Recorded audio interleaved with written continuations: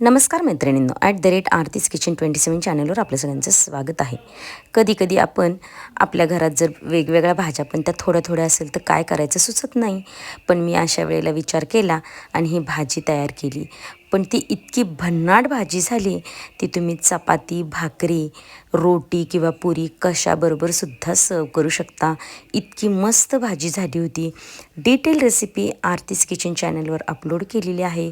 तुम्ही तिथे जाऊन पहा. तुम्हाला व्यवस्थित मेजरमेंटसह दिलेली आहे. तर तुम्ही ती रेसिपी नक्की ट्राय करून पहा. कधी-कधी आपल्याला सुचत नसतं आणि जेव्हा कधी सुचलं ना, तर अशा प्रकारे आपला छान वेगळा असा हा प्रकार बनून जातोय. काही गोष्टी अशा असतात ना, त्या वेळेला आपण ठरवतो आणि एक वेगळंच काहीतरी होतं, तसं माझं झालं. तर आता ही रेसिपी छान झाली आहे भन्नाट. तुम्ही नक्की ट्राय करून पहा. रेसिपी आवडली तर लाईक, शेअर, सबस्क्राईब नक्की करा. धन्यवाद.